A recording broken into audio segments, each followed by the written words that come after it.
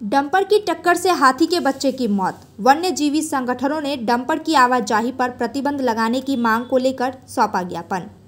बुधवार की रात सिलीगुड़ी के पास गाजलडोबा इलाके में डंपर की चपेट में आने से एक हाथी का बच्चा गंभीर रूप से घायल हो गया। प्रारंभिक उपचार के बाद गुरुवार को बछड़े को उन्नत उपचार के लिए बंगाल सफारी में स्थानांतरित कर दिया गया। अंत में बछड़े को बचाया नहीं जा सका।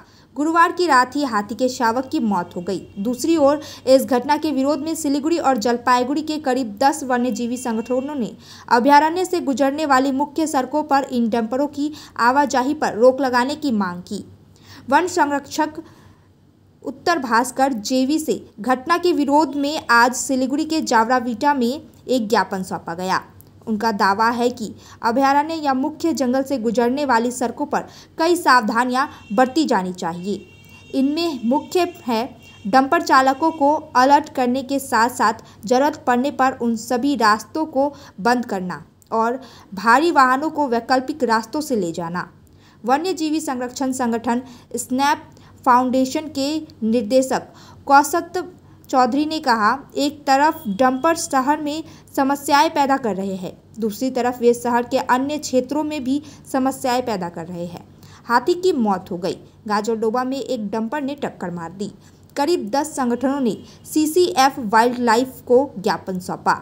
हमने आवश्यक पड़ने पर कोर फॉरेस्ट के माध्यम से डंपरों की आवाजाही पर प्रतिबंध लगाने के साथ साथ इन कैमरों के साथ ड्राइवरों को प्रशिक्षित करने और डंपरों पर नियंत्रण लाने के लिए स्पीड ब्रेकर के उपयोग की भी मांग की है।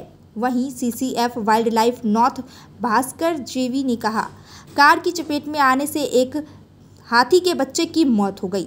हम उसे बचाने और इलाज कराने की कोशिश कर रहे थे, लेकिन बचा नहीं सके। डंपरों की आवाजाही को लेकर वन्य जीव संगठनों ने अपील की है। हमें भी इसकी चिंता है और यदि आवश्यक हो तो रात में डंपर की आवाजाही पर निगरानी के साथ स्पीड ब्रेकर सहित विभिन्न समस्याएं व्यवस्थाएं अपनाकर इस मुद्दे को नियंत्रण किया जाएगा। আমরা আজকে 10টা অর্গানাইজেশন মিলে CCF ওয়াইল্ড লাইফ নর্থের সাথে স্মারকলিপি দেওয়া হলো। কারণটা হচ্ছে যে গতকাল আপনারা দেখেছেন একটি হাতি গাজলডোবার ওই রাস্তাতে ডাম্পারের দ্বারা ধাক্কা খায় এবং তারপরে শোনা যাচ্ছে সেটা মারা গেছে।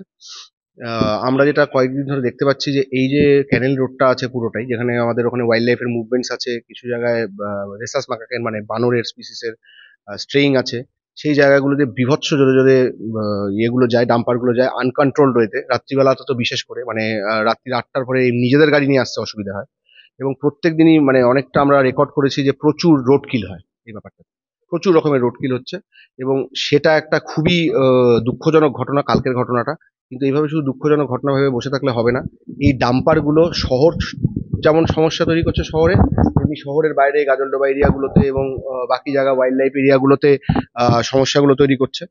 এবার আমাদের আজকে আমরা CCF ওয়াইল্ড লাইফ নর্থকে সাহেবকে ডেপুটেশন দিলাম যে আমরা চাইছি ইমিডিয়েট 10টা অর্গানাইজেশন আমরা একসাথে আজকে ডেপুটেশন দিলাম।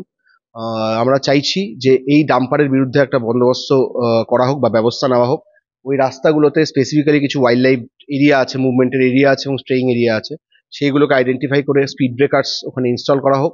সঙ্গে কিছু CCTV camera, AI base CCTV camera যেগুলো গাড়ির পেছনের নাম্বার প্লেটগুলোকে ইজিলি আইডেন্টিফাই করতে পারে সেরকম জিনিসপত্র ওখানে ইনস্টল করা এবং কনস্ট্যান্টলি ওখানে সেন্সিটাইজ করা ড্রাইভারদের এবং এই স্টেক হোল্ডার যারা আছে সেই স্টেক হোল্ডাররা যাতে একসাথে বসে মানে আমাদের এই অ্যাসোসিয়েশনগুলো যেগুলো আছে ডাম্পার অ্যাসোসিয়েশন তাদের সাথে আলোচনা করা।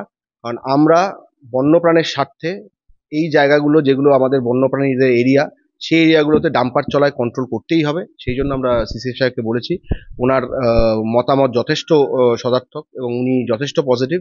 উনি ইমিডিয়েটলি আর যে অথরিটিগুলো আছে পুলিশ বা অ্যাডমিনিস্ট্রেশন তাদের সঙ্গে কথা বলবেন বলেছেন এবং আমরাও একটু পরে এখন যাচ্ছি শিলিগুড়ি পুলিশ কমিশনারের কাছে, তার সাথেও দেখা করব এবং আগামীকাল হয়তো আমরা কিছু প্রোটেস্ট অ্যাক্টিভিটি এবং DM এর সাথে দেখা করে কথা বলার চেষ্টা করব।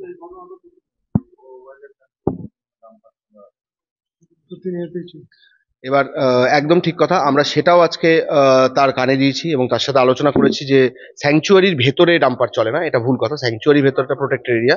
স্যাংচুয়ারির ওপরে যে রাস্তাগুলো আছে, এবার এই রাস্তাগুলো বেশিরভাগই হচ্ছে PWD বা এর কন্ট্রোলে। সেই জন্য আমরা সেই অথরিটিগুলোর সাথে ইমিডিয়েট কথা বলার চেষ্টা করছি এবং কথা বলবো আমরা ইমিডিয়েট এবং CCF সাহেবও সেটা নিয়ে ইন্টারভেন করেছে। কিছু ইন্টারনাল ইস্যুস ছিল, সেগুলো নিয়ে আমরা ডিসকাস করেছি। তা আমরা চেষ্টা করছি যত তাড়াতাড়ি সম্ভব এই সমস্যাটাকে সমাধান করা, এবং আমরা তার জন্য সর্বতভাবে আন্দোলনে যাব। হ্যাঁ, তো পরশুদিন রাত্রেবেলা একটা দুর্ঘটনা ঘটেছে, যেখানে একটা হাতির হার্ড ক্যানেল রোডটা ক্রস করতে সময় কোনো ভেহিকলের ধাক্কা লাগিয়ে চোট পেয়েছিল। সেটাকে আমাদের স্টাফরা রেস্কিউ করে নিয়ে গেছে, কালকে ট্রিটমেন্ট করা হলো। কিন্তু ওর চোট এত বেশি ছিল কি ওকে বাঁচাতে পারিনি আমরা। এটা নিয়ে ওরা একটা আবেদন আমাদেরকে প্রস্তাব করেছে, মেইনলি এই ডাম্পারের স্পিড লিমিটটা কিভাবে কন্ট্রোল করা যায়, প্লাস ওই এলাকাতে রাত্রেবেলা স্পিড ব্রেকার দিয়ে প্লাস অন্যান্য সিসিটিভি মাধ্যমে কিভাবে আমরা নজর রাখতে পারি, এটা নিয়ে ওরা আবেদন করেছে। তো আমরাও এই ঘটনাটা নিয়ে আমরাও চিন্তিত আছি। আমরা আশা করব কিছু ইন্টারভেনশন মাধ্যমে পুলিশ এবং অ্যাডমিনিস্ট্রেশন থ্রু দিয়ে আমরা কিছু স্টেপসগুলো নিতে পারি। নদী যেগুলো জঙ্গলের ভিতরে আছে ওখানে এগুলো ডাম্পারগুলো চালানোর পারমিশন নেই। হয়তো আমাদের বাইরে স্যাংচুরি আর ন্যাশনাল পার্কের বাইরে হয়তো ওগুলো চলাচল করতে পারে, যেহেতু ওটা আমাদের ল্যান্ড নেই। কিন্তু যেহেতু ভিতরে আছে এই মুহূর্তে ওগুলো বন্ধও থাকবে, মনসুনে আমাদের এমনি বন্ধ থাকবে। প্লাস খুব এমার্জেন্সিতে কারো ফ্লাড প্রোটেকশন যদি লাগে তাহলে আমরা কিছু পারমিশনগুলো এমার্জেন্সি ফ্লাড প্রোটেকশনের জন্য দিতে পারি। প্লাস আমাদের প্রোটেক্টেড এরিয়ার মধ্যে অলরেডি কিছু জায়গা আছে, নির্দিষ্ট জায়গাগুলো আছে যেখান থেকে বোল্ডার আমরা শুধুমাত্র গভর্নমেন্ট এজেন্সিসকে দেওয়া হয়, ওইটুকু চলে। কিন্তু ওটাও মানে মনসুন সিজনে ওগুলো সব বন্ধই থাকে।